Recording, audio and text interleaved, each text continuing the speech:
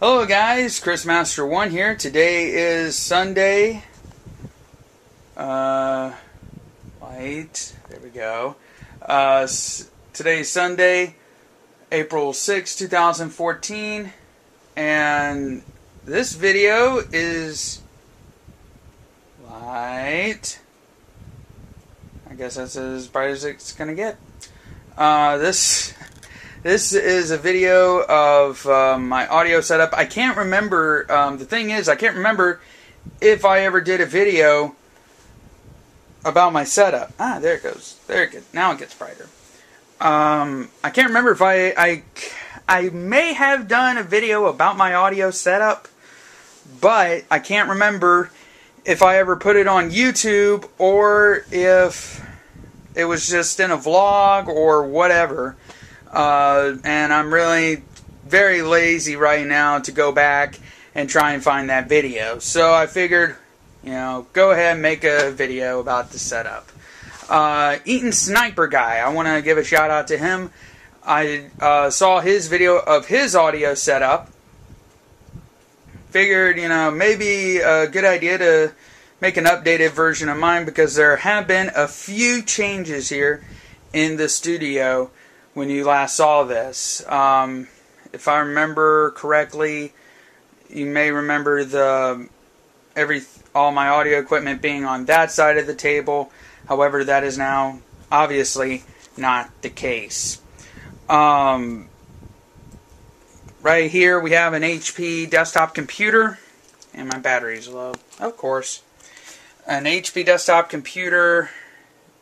Lighting's terrible, I know. I need to get a few light bulbs replaced, but just too lazy.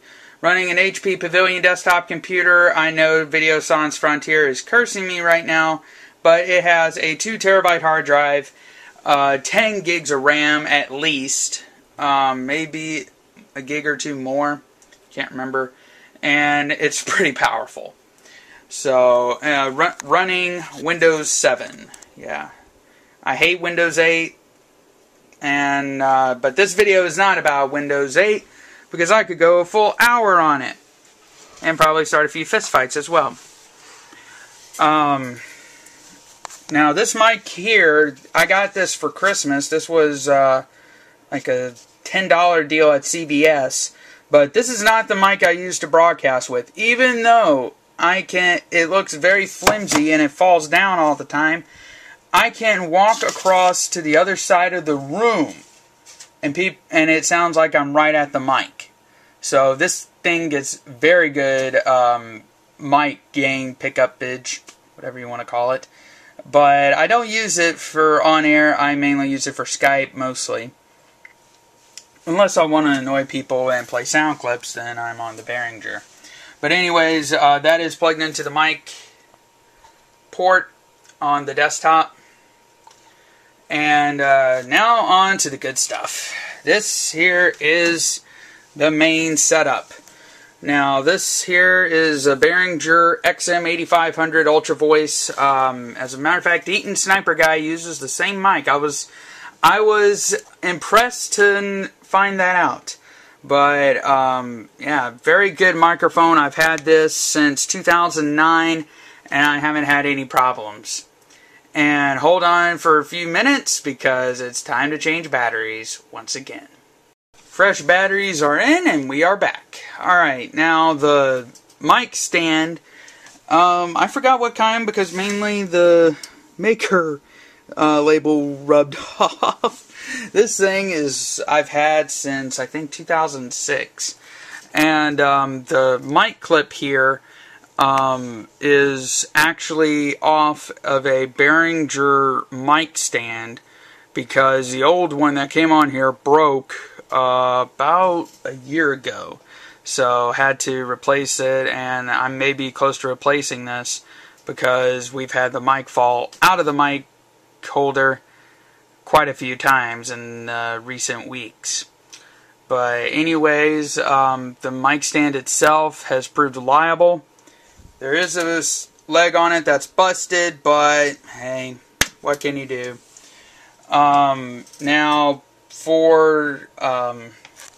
Now, you may notice I have a portable CD player. You're probably wondering why I don't just import all my CDs into the computer. Well, if you are an audiophile, or if you have any common sense whatsoever, you will know that while MP3s are okay, you don't get the full sound as you do if you play a CD or vinyl for that matter. Vinyl, really.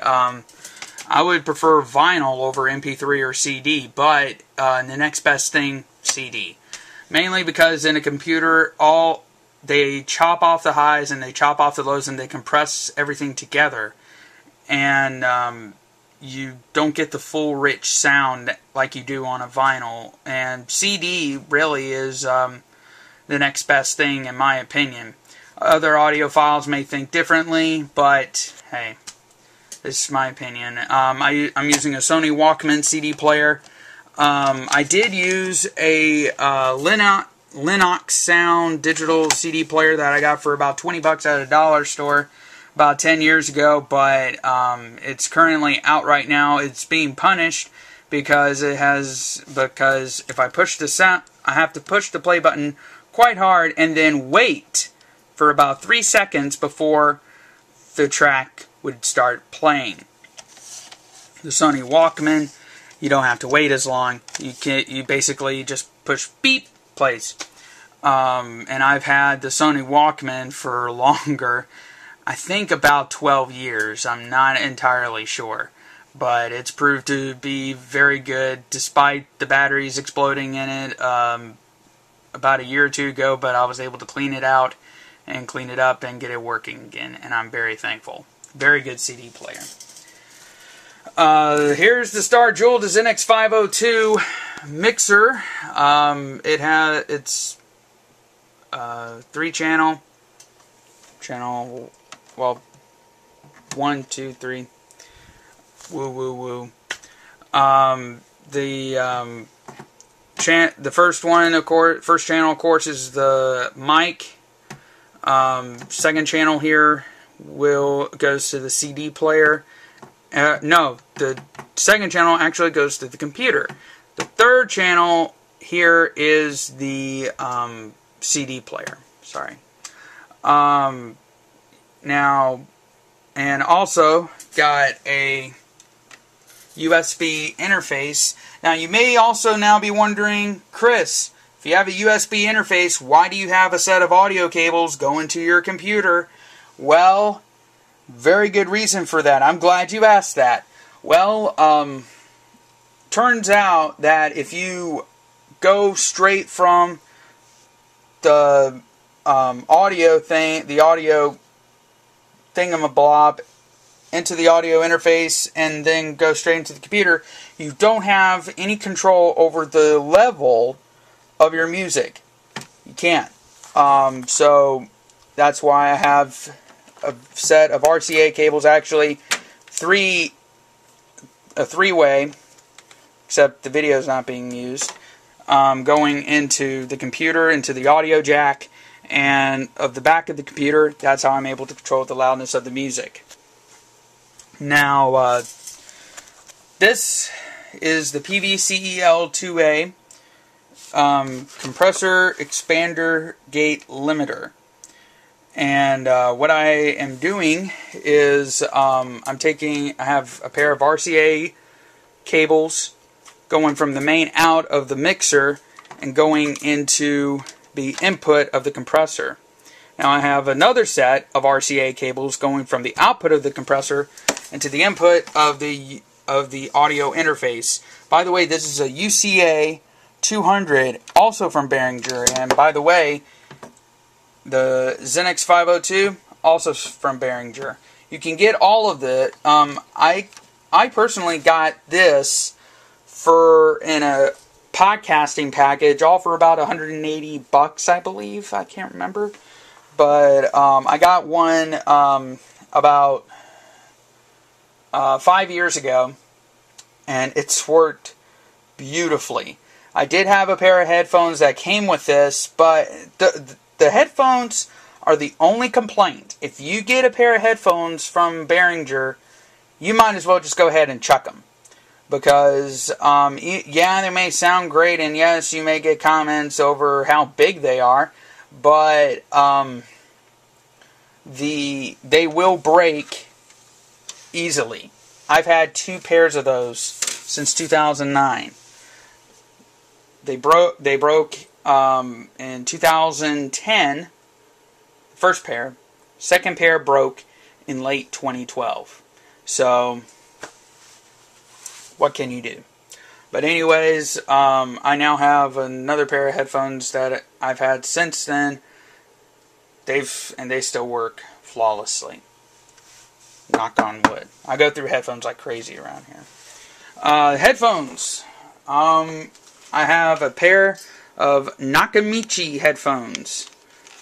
And yes, they are, and yes, you may have seen these on another channel, the Power Mac Galaxy.